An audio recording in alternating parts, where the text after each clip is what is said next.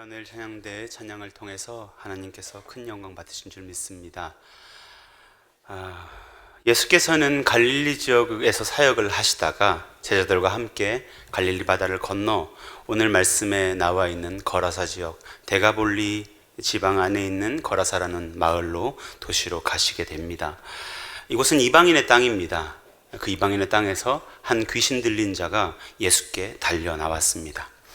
마가는 그 귀신 들린 자가 무덤 사이에서 나왔고 무덤 사이에 거처하였다 이렇게 기록하고 있죠. 이 사람의 평소의 처소가 무덤이고 지금도 무덤 사이에서 거하고 있다, 그런 의미입니다. 우리는요, 장례를 지내면 보통 죽은 이를 관에다 넣어서 땅에 묻고 봉분을 올리는 식으로 묘지를 만들잖아요. 그러나 이 옛 중동 지역의 매장 형태, 지금도 그런 곳이 있는 걸로 알고 있습니다만 그 매장 형태는 우리와는 좀 다릅니다. 자연적으로 생성되어 있는 동굴 안에 시신을 집어넣어 놓거나 혹은 바위산의 벽면을 깎아서 그 안에 시신을 깊숙이 집어넣는 식으로 매장을 해요. 개인의 무덤들은 그 앞에 큰 돌을 막아놔서 마치 예수님의 무덤처럼 큰 돌을 세워서 입구를 막는 경우도 있었지만 여러 구의 시신이 들어있는 깊은 동굴 무덤 같은 경우는 안에 따로 석실을 만들어 놓고 그 안에 여러 구의 시신을 이렇게 넣어놨던 걸로 보입니다. 그런 동굴 묘지는 문이 개방되어 있었어요. 들어가는 입구가. 그러니까 이 사람은 지금 그 동굴 묘지 안에서 거하고 있으면서 뜨거운 태양과 바람을 피하고 또 누군가가 그를 불쌍히 여겨서 갖다 준 음식을 먹으면서 그렇게 살았을 겁니다. 사람들은 이 사람을 제어할 수가 없었어요. 이 제어할 수 없는 난폭한 일을 동굴 속 어딘가에다가 쇠사슬로 묶어놨습니다. 그러나 오늘 말씀을 보니까 어떻게 되어 있습니까? 여러 번 쇠사슬을 끊고 부수고 나와서, 고랑도 부수고 나와서 여기저기를 막 뛰어다니면서 소리를 지르고 자기 돌로 자기의 몸을 자해하는 그런 모습에 사람들도 이 사람을 다 두 손 두 발 놓고 포기해 버렸습니다. 부패한 시신이 있는 부패한 장소 안에 거하면서 자기 스스로를 제어할 수 없어서 이유도 모르고 영문도 모른 채 돌로 몸을 자해하는 그런 모습, 우리 앞에 있다면 생각만 해도 끔찍하고 안타깝기도 하죠. 그런데 이 귀신 들린 자가요, 오늘 아주 요상한 일을 합니다. 예수님을 보자마자 달려와서 절하면서 큰 소리로 이렇게 부르짖습니다. 지극히 높으신 하나님의 아들 예수여. 그의 그 고백 때문에요, 우리는 귀신도 하나님께 경배하는구나, 하나님을 아는구나, 예수님을 아는구나, 그렇게 생각하기도 합니다. 얼핏 보면 예수님께 경배를 드리는 것처럼 보입니다만 내용은 그렇지 않습니다. 그 다음에 이어지는 말이 경배의 내용이 아니기 때문이에요. 뭐라고 합니까? 나와 당신이 무슨 상관이 있나이까? 원하건대 하나님 앞에서 맹세하고 나를 괴롭히지 마소서. 왜 이렇게 말을 하냐면요, 이 고대의 문화 속에 어떤 존재의 이름을 안다는 것은요, 굉장한 힘을 주는 것입니다. 존재의 속성을 파악할 수 있다고 믿었고 또 그 존재를 내 편으로 만들거나 혹은 물리칠 수 있는 힘을 갖게 된다고, 이름을 아는 것이 그런 힘을 준다고 그렇게 사람들이 믿었어요. 특히 영적인 세계에서요. 이 귀신 들린 자는 예수님의 이름을 부르고는 있지만 사실 그에게 합당한 경배를 돌리는 것이 아니라 예수님을 대적하고 있는 겁니다. 예수여, 그만 이곳을 떠나소서 하고 명령하고 있는 거예요. 얼마나 기가 막힌 상황입니까? 예수께서 찾아오셨으니까 이제 우리가 봤을 때는 그가 귀신으로부터 노임을 받고 평안을 얻게 되는 일만 남았어요. 그런데요, 이 사람은 자기가 뭘 하는지도 모르고 자기가 입으로 무슨 말을 하고 있는지도 모르고 귀신에 의해 조종당하고 있는 겁니다. 여러분, 오늘 말씀을요, 표면적으로 보면은 그저 귀신을 내어 쫓는 예수님의 권세, 그 능력, 그런 말씀을 하고 있는 것으로 볼 수 있어요. 맞습니다. 그런 말씀을 하고 있습니다. 그러나 이 말씀 속에 내면에 깊이 들어가 보면 이 본문은 표면적인 오늘의 사건보다 더 깊은 의미를 우리에게 전달해주고 있습니다. 그렇다고 생각이 돼요. 사실 이 말씀 속에요, 귀신 들린 이 사람의 모습은 이 세상 모든 사람들을 이야기하는 겁니다.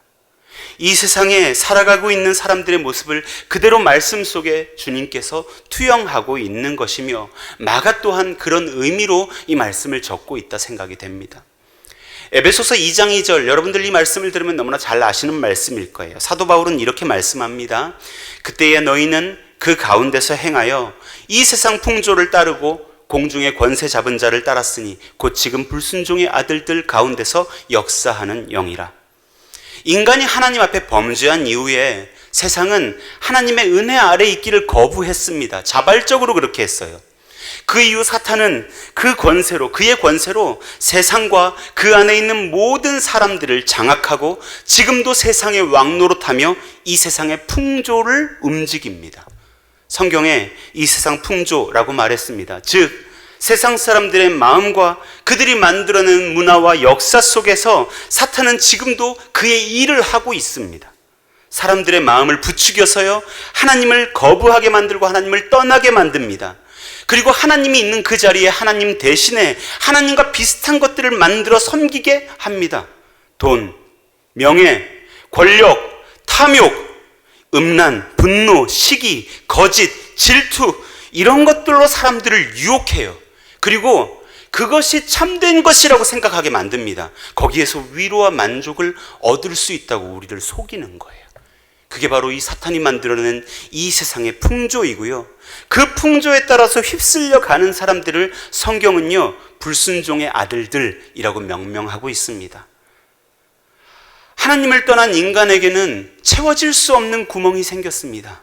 그 구멍은 오직 하나님으로만 채워질 수 있어요. 그런데 사탄은 이 구멍이 하나님 아닌 다른 것들로 채워질 수 있다고 속이고 있는 거예요. 이렇게 하나님을 떠나서 불순종하는 이들이, 그 불순종의 아들들이 일하고 살며 그들의 욕망을 따라 살아갈 때 사탄은 그들 속에서 더욱 크게 역사하며 그들을 통해 이 세상의 풍조를 더욱더 거세게 몰아가는 겁니다. 이 세상은요, 그러므로 눈에 보이지 않는 악의 톱니바퀴가 계속해서 돌아가고 있는 거예요. 여러분, 귀신 들리고 싶어서 귀신 들리는 사람이 세상에 어디 있을까요? 이 사람도 마찬가지입니다. 이 사람요, 우리는 알지 못하지만 이전에는 그도 부모에게 눈에 넣어도 아프지 않은 사람이었을 테고, 자녀였을 테고, 누군가의 연인이었고, 누군가의 아버지, 어머니였을지도 몰라요. 누가 이런 비참한 상황을 원하겠습니까? 그런데요, 문제는 이렇게 사탄의 역사에 장악된 사람들은 스스로 절대 거기에서 떠날 힘이 없다는 거예요. 떠날 수가 없어요. 풀려나기를 원한다 해도 내가 어떤 상황인지 그 상황을 인지할 힘도 없고 그럴 만할 능력도 없습니다. 제가 진짜 지금 귀신 들린 사람만을 얘기하는 게 아니라는 거 여러분 이해하고 있으실 겁니다. 보통의 사람들이요. 우리가 주변에 지내고 있는 그 평범한 사람들. 제가 이전에 저와 가깝게 지내던 분이 있어서 그분에게 복음을 전했던 일이 있습니다.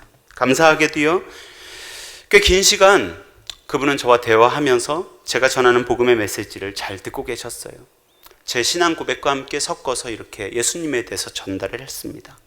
그리고 한참의 대화 끝에 제가 말씀을 드렸어요.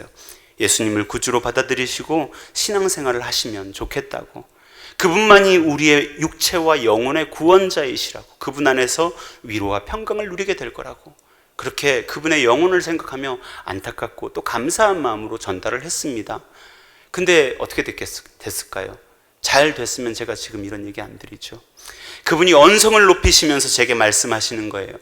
그런 소리 하지 말라고. 내가 그런 소리 들을 줄 알았다면 이 자리에 오지도 않았다고. 당신 교회 다니더니 예수 믿더니 정신이 좀 어떻게 이상하게 된 거 아니냐고. 나는 지금 잘 살고 있으니까 건들지 말라고. 저에게 아주 가까운 분이었는데요, 제가 별 희한한 소리를 그날 다 들었습니다. 오늘 이 성경 속에 귀신 들린 사람은 예수님께서 그의 이름을 묻자 자기 속에 있는 귀신이 군대라고 설명합니다. 군대처럼 아주 많고 거대한 세력에 억눌려서 하나님 주신 아름다운 자기의 형상, 하나님의 형상을 잃어버린 모습. 예수께서 더러운 귀신아 그 속에서 나가라 명하셔도 제발 나를 괴롭히지 말고 나를 떠나달라고, 내버려달라고 하는 이 사람의 현실, 우리가 살고 있는 이 세상의 현실과 우리가 만나고 있는 주변 사람들의 모습과 우리가 복음을 전했을 때 적극적으로 거부하는 그 사람의 모습, 그것과 다르지 않습니다. 이 세상의 영적 실태가 아니고 뭐겠습니까? 그런데요, 저는 한 가지 말씀을 전하면서 또 말씀을 준비하면서 우려 섞인 그런 마음이 들었습니다. 이 세상의 풍조 속에서 살아가고 있는 저와 여러분들, 우리 크리스찬은 어떻습니까? 사실 우리는요, 사탄하고 귀신하고 전혀 상관이 없는 사람들이죠. 그러나 이 세상의 풍조를 주관하는 그 사탄은 지금도 우는 사자처럼 삼킬 자를 찾아다니고 있습니다. 끊임없이 저와 여러분들을 유혹한다는 말씀입니다.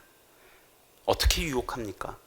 우리 신앙인들 가운데요, 주의 뜻대로 해달라고 말은 하지만 사실은 저 깊숙한 곳에 자기의 욕망과 자기의 욕심을 숨기고 있으며 그 욕망과 욕심을 실현시키기 위해서 신앙생활하는 사람들이 있다는 거예요. 예수의 이름을 부르지만 그 이름을 부르는 것을 마치 무슨 부적이라도 사용하듯이 그렇게 하는 사람들이 있습니다. 그런 건지도 모르고 자기 속에 있는 욕망을 그대로 신앙생활 안에 투영해서 살아가는 사람들, 저는요 많이 봤습니다. 우리 교회에서는 못 봤어요. 아름다운 말, 신앙적인 행위들, 실천들 다 하면서 살아갑니다. 그런데요, 정작 예수 그리스도께서 그 사람의 가장 깊은 곳에 마음의 문을 두드리실 때, 주님, 그 이상 들어오는 건 좀 싫어요. 제가 거기까지는 받아들이기 힘듭니다. 차근히 놔두시면 제가 알아서 할 거니까 저를 좀 놔두세요. 내버려 두세요. 그를 여전히 두드리고 있는 그 문 밖에 세워놓는 사람들, 그런 모습들이 저와 여러분 마음속에는, 저와 여러분들 가운데는 있지 않은가요? 예수님이 우리의 왕이신 거 맞죠? 우리는 흔히요, 또 내 속에 있는 열심과 열망들, 열정들, 그런 것들요 신앙으로, 믿음으로 생각합니다. 열심 있는 신앙, 본받을만 합니다. 따를만 해요. 그러나 이 세상 사람들도 자기의 일과 자기에 관련된 일에 대해서는요 열심과 열정을 냅니다. 그 얘기는 뭐냐면, 열심과 열정은 하나님이 주시는 거겠지만 그걸 잘못 사용할 수 있다는 거예요. 누구나 다 열심과 열정을 낼 수 있지만 이 열심과 열정은 자기 중심적이 되기도 하고 삐뚤어지기도 합니다. 그리고 금방 사라져요. 열심만으로 신앙이라 말할 수는 없다는 거예요. 오늘 이 귀신 들린 사람을 보십시오. 밤낮 얼마나 열심을 내어서 소리 지르고 열정적으로 쇠사슬을 끊고 뛰어다닙니까? 하나님의 아들 예수라고 부르짖는 모습을 보면요, 이 귀신 들린 이도, 이 귀신도 하나님을 알고 있어요. 그러나 아까도 말씀드렸듯이 이 사람은 자기가 무슨 일을 하는지도 모르고 자기가 지금 무슨 말을 하는지도 모르고 스스로를 끊임없이 해하고 점점 망가뜨려가고 있는 겁니다. 그러니 그의 고백은 예수를 받아들이기 위한 것이 아니라 예수님을 자기 마음대로 조종하고자 하는 거예요. 그런 고백입니다. 오늘 이 말씀까지, 여기까지만 보면요, 이 인생은 정말 처참합니다. 소망이 없어요. 오늘 본문처럼 철저히 절망적인, 자기 힘으로는 사단의 올무에서 빠져나올 수 없는 이 세상, 이 땅을 살고 있는 모든 인생들의 무력함, 그 속에서, 이 사망의 그림자 속에서 우리는 어디서 소망을 찾을 수 있겠습니까? 어디에서 생명의 빛을 찾을 수 있을까요? 그런 인생을 오늘 예수께서 찾아오셨습니다. 만일요, 예수님께서 이 귀신 들린 자의 떠나달라는 요구를 그대로 수용하셨다면 오늘과 같은 역사는 일어나지 않았을 겁니다. 그 사람은 여전히 어둠 속에 있을 거고 그는 여전히 자기의 몸과 자기의 영혼을 해하고 있었을 거예요. 그러나 주님은 알고 계셨어요. 떠나달라는 이 외침, 내게 이제 그만하라는 그 말은요, 그 영혼의 고백이 아니었던 거예요. 귀신 들린 그의 육신의 고백, 귀신이 사로잡아 그를 움직이고 있는 그 귀신의 말이었던 겁니다. 그를 올가매어 영원히 사용하려는 그 귀신의 계획이었습니다. 사탄의 장난에 속아서 이 사람은 자기 영혼 깊숙이 있는 진정한 소망을 볼 수가 없었던 거예요. 그러나 예수님은 그 사람의 영혼을 보십니다. 그의 울부짖음을 주님은 들으세요. 이 소망이 없는 세상, 그림자뿐인 이 세상, 절망과 낭만뿐인 이 세상, 사단의 권세 아래 매여 있는 이 세상에도 소망이 있는 것은 주님이 우리에게 찾아오셨기 때문이고, 그 주님께서 우리 영혼의 깊숙한 곳을 들여다보시고 계심이기 때문인 줄 믿습니다. 오늘 말씀을 잘 살펴보시면요, 아주 이상한 부분이 하나 있어요. 예수님은요, 지금 이곳에 바다라고 불리는 그 거대한 갈릴리 호수를 건너서 이 거라사 땅에 오셨어요. 무슨 일이 있었냐면 여러분 잘 아실 겁니다. 바람하고 파도가 배를 뒤집을 뻔했어요. 물론 예수님께서 잠잠케 하셨지만 그런 바람과 파도를 헤치고 예수님은 지금 거라사에 오신 거예요. 그런데 이 사람을 고치시고 나서 오늘 말씀 21절을 한번 볼까요? 5장 21절에 이렇게 되어 있어요. 예수께서 배를 타시고 다시 맞은편으로 건너가시니. 여러분, 많은 일을 하셔야 되지 않겠습니까? 근데 예수님은요, 그 험한 바다를 건너오셔서 딱 이 사람 하나 고치고 다시 건너편으로 가신 거예요.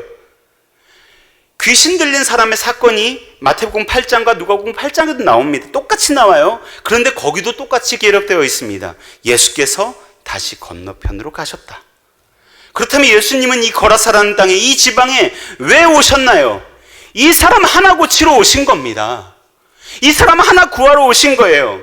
물론 사람들이 예수님을 거부했습니다. 다른 사람들이 예수님을 거부했어요. 그러나 주님이 강권적으로 그의 일을 하실 수 있었음에도 불구하고 주님은 이 사람을 하나를 남겨놓고 다시 자기가 왔던 지역으로 돌아가십니다.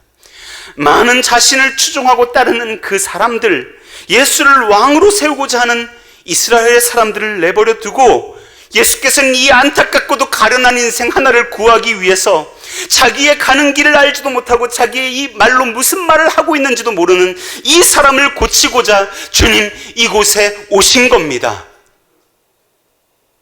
주님이 우리에게 찾아오실 때, 내게 찾아오실 때 비로소 온전한 새로운 인생이 시작되는 줄로 믿습니다. 주님의 사랑은요, 어떠한 사랑이냐면요, 이 온 지구상에 나 하나만 있다 하더라도 주님은 나 하나를 위해서 이 땅에 오실 그런 사랑의 주님이신 줄로 믿습니다. 여러분 한 사람만 있어도 주님은 그곳에 오실 거예요. 우리 주님은 저와 여러분들을 그렇게 사랑하셨어요. 우리가요, 살다가 누군가로부터 작은 친절과 작은 사랑을 받을 때가 있죠. 그러면요, 그 친절과 사랑이 몇 시간, 아니요, 며칠 동안, 아니요, 평생을 가다 한 번씩 생각하면 마음이 따뜻해질 정도로 우리를 그렇게 밝아지게 만들어요. 그런 사랑임에도 우리의 인생에 빛을 비춰주는데 하물며 자신을 내어주신, 전부를 내어주신 그 사랑을 우리가 온전히 만난다면 어두운 우리의 인생이 주님의 빛으로 가득 채워지지 않겠습니까? 사랑하는 여러분,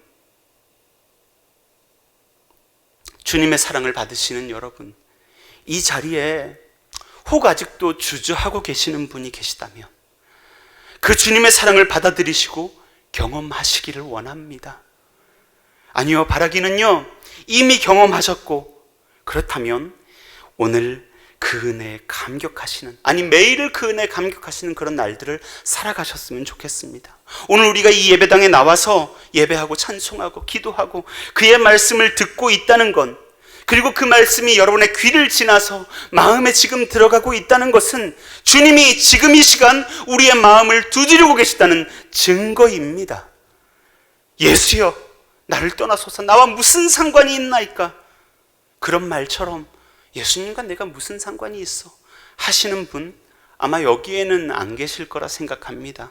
그러나 이것이 내 신앙인지 아니면 내 욕망과 욕심인지 구분하지 못하며 내가 하는 일도 내가 하는 말도 내 것인지 아닌지 모르는 그런 분이 계시다면, 또 적당히 믿는 것이 무슨 미덕이라도 되는 것처럼 마음의 문을 꽁꽁 닫은 채 적당하게 종교 생활만 하시는 분이 계시다면 오늘 이 시간 주님을 향해 마음을 활짝 여셨으면 좋겠습니다. 그리고 주님, 내 마음에 오셔서 내 마음의 왕이 되셔서 내 삶의 왕이 되셔서 나를 다스려 주시옵소서, 그런 고백으로 오늘 살아가셨으면 좋겠어요. 그럴 때 진정한 기쁨과 삶의 의미를 알게 되실 겁니다. 그분이 나의 왕이 되실 때 말이죠. 우리가요, 살면서 착각하는 게 하나 있어요. 우리가 가지고 있는 대단한 착각이 있습니다. 무슨 착각이냐면 인생은 주도적으로 살아가야 된다는 그런 인생의 성공 담론입니다.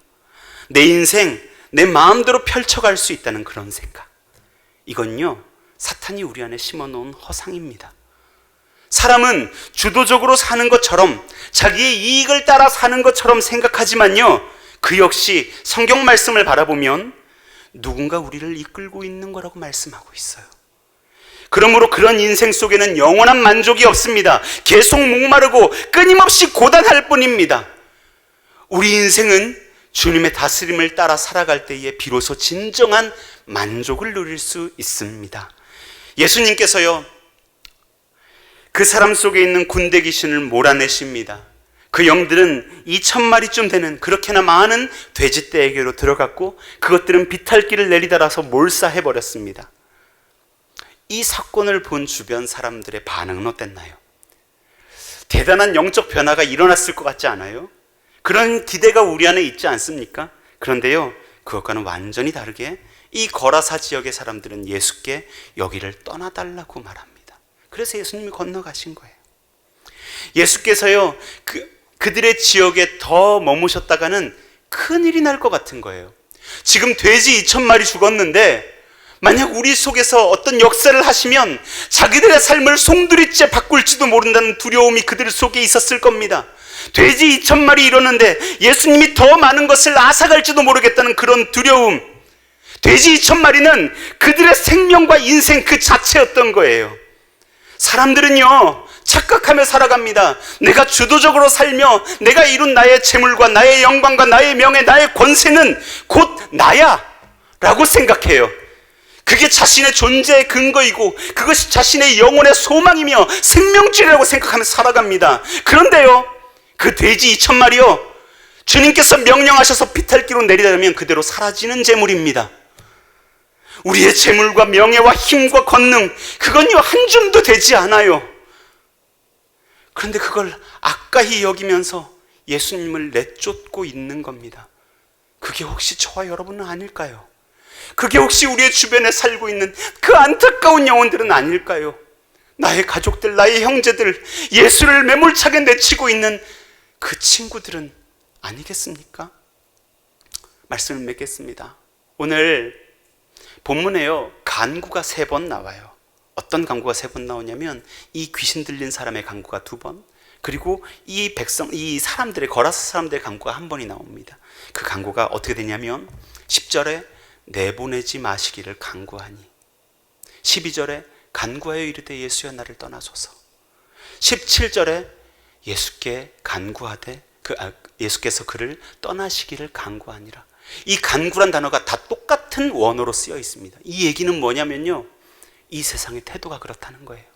그들은 끊임없이 예수님이 떠나시기를 간구하고 있습니다. 그러나 예수님께서 저와 여러분들을 포기하지 않으셨던 것처럼 우리도 이 세상을 포기하지 않기를 원합니다. 예수님께서 저와 여러분 한 사람을 위해서 이 땅에 오셨던 것처럼 저희도요, 그 복음을 받았으니 이 세상 사람들뿐만 아니라 내 주변에 내 가족들을 위해서 내 삶을 던져 넣기를 원합니다. 귀신 들린 사람은요, 저 무덤 사이에 있는 광인만이 아닙니다. 예수 그리스도가 찾아오셨음에도 불구하고 그를 내치고 있는 이 세상 모든 사람들이 사실은 귀신에게, 사탄에게 장악된 사람들입니다. 예수님께서는요, 이곳을 떠나시면서 이 노임받은 사람에게 명령합니다. 가서 주께서 행하신 일을 전하라. 이것이 우리에게 하시는 명령으로 우리에게 들려줬으면 좋겠습니다.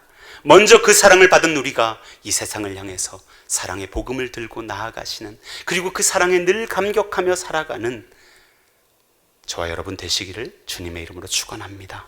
아멘. 기도하겠습니다. 아버지 하나님 감사합니다. 주님, 이 세상에서 우리를 건져내셔서 주의 은혜 가운데 서게 하시니 감사드립니다.